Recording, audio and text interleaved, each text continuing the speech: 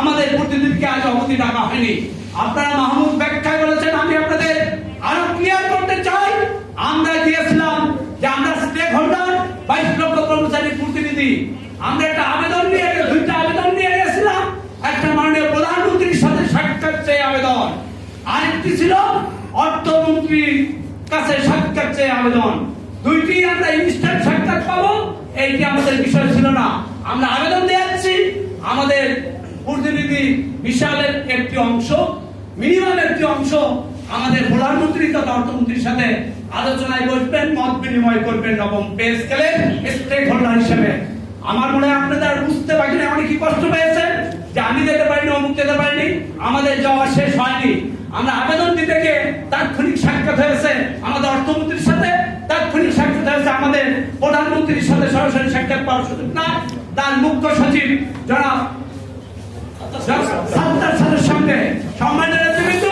আজকে আমরা আর বক্তব্য দেব না।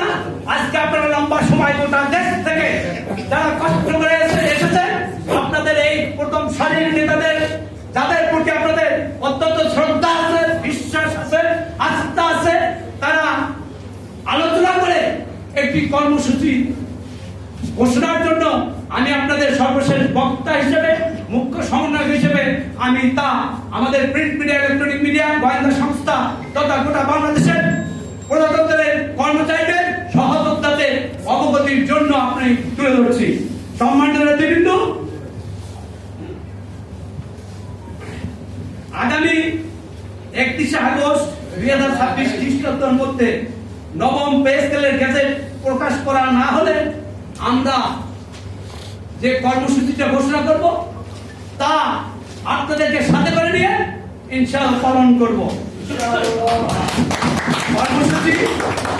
কর্মসূচির অংশ বিশেষ নাম্বার 1, 1 সেপ্টেম্বর 2026 রোজ মঙ্গলবার সকাল 10টায় 10 ঘটিকার সময় স্ব দপ্তরের মূল ফটকে 30 মিনিট অবস্থান ও অফিস প্রদানের নিকট স্মারকলিপি প্রদান করবেন।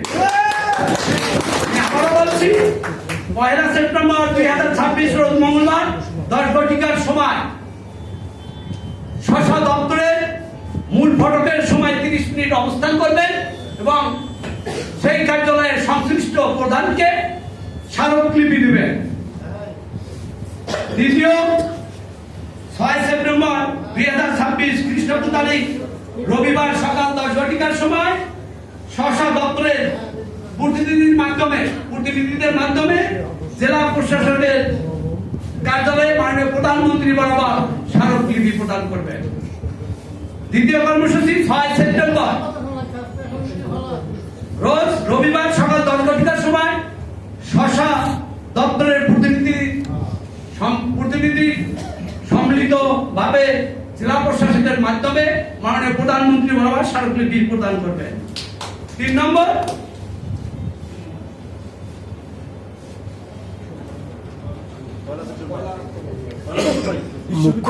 মুখ্য সমন্বয়ক জনাব ওয়াজ আলী সাহেব তার আগামী কর্মসূচি ঘোষণা দিচ্ছেন এবং আজকে প্রতিনিধি সম্মেলন জাতীয় প্রেস ক্লাবে বাংলাদেশ সরকারি কর্মচারী দাবি আদায় ঐক্য পরিষদের মুখ্য সমন্বয়ক জনাব ওয়াজ আলী সাহেব পরবর্তী কর্মসূচি ঘোষণা দিচ্ছেন। 1 সেপ্টেম্বর থেকে মাসব্যাপী আমরা বিভাগীয় প্রতিনিধি সমাবেশ অথবা প্রতিনিধি সম্মেলন করব। এটা আমরা অলরেডি সিলেটের দাওয়াত পেয়েছি, সিলেট থেকে ইনশাআল্লাহ শুরু করব। আপনারা অন্যান্য বিভাগও আমাদের নেতৃবৃন্দকে জানাবেন। আমরা 1 সেপ্টেম্বরে হয়তো সেপ্টেম্বরের ফার্স্ট উইকেই সিলেট বিভাগ আমাদের ওলিয়া এলাকা থেকে আমাদের বিভাগীয় কর্মসূচি শুরু হবে ইনশাআল্লাহ। 2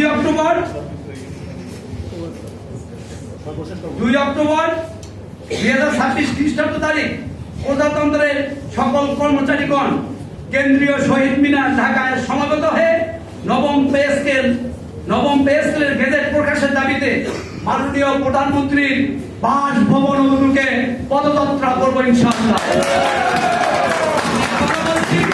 কর্মসূচিগুলো আমরা 1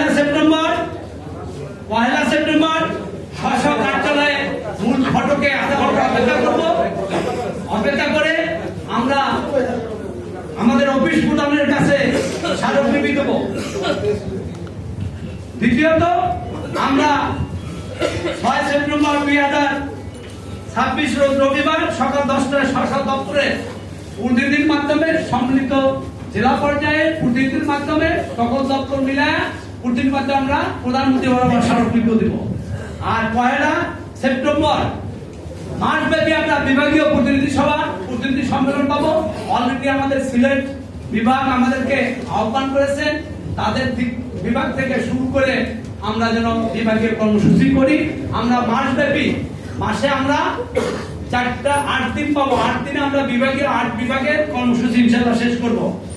সম্মানিত নেতৃবৃন্দ, আবারও আমরা প্রজাতন্ত্রের কর্মচারী আমরা আমার মাননীয় প্রধানমন্ত্রীকে বলবো, আজকে যে কর্মসূচি ঘোষিত হলো আমাদেরকে যেন আর রক্ত ঝরাতে না হয়, আর যেন বুলেট খেতে না হয়, আর যেন পুলিশের পিটুনি খেতে না হয়, সেজন্য আমাদের বেঁধে দেওয়া সময়ের মধ্যে নবম পে স্কেলের গেজেট জারি করবে। জারি করে কর্মচারীদেরকে রাষ্ট্রের উন্নয়নমূলক কাজের অংশীদার হিসেবে দায়িত্ব পালনের সুযোগ দিবে, এই প্রত্যয় ব্যক্ত করছি। পাশাপাশি আমরা আবারও কর্মসূচি সে আরেকবার বলছি আপনাদের অবগতির জন্য, আমরা 1 সেপ্টেম্বর রোজ মঙ্গলবার 10টায় শাসক দপ্তরের আধা ঘন্টা অবস্থান করে দপ্তর প্রধানের কাছে স্মারকলিপি দিব। 6 সেপ্টেম্বর 2026 তারিখ রোজ মঙ্গলবার আমরা প্রত্যেক দপ্তরে নেতৃবৃন্দের সমন্বয়ে জেলা প্রশাসনের কার্যালয়ে মাননীয় প্রধানমন্ত্রী বরাবর স্মারকলিপি দেব। 3 নম্বর, যদি আমাদের মাসব্যাপী বিভাগীয় সম্মেলনের মধ্যে আমাদের নবম পে স্কেলের গেজেট প্রকাশিত না হয়, আমরা 2 অক্টোবর আমরা প্রজাতন্ত্রের সকল কর্মচারীকে সবিনয়ে অনুরোধ করব, আসুন আপনারা কর্মচারীর প্রতিনিধি হিসেবে, কর্মচারীর নেতা হিসেবে, সহযোদ্ধা হিসেবে, সহকর্মী হিসেবে প্রজাতন্ত্রের 22 লক্ষ কর্মচারীকে বলবো 2 অক্টোবর আপনারা শহীদ মিনারে আসার জন্য প্রস্তুত থাকেন। আসবেন ইনশাআল্লাহ। দায়িত্ব আপনারা 2 অক্টোবর শহীদ মিনারে দায়িত্ব আপনাদেরকে বেশ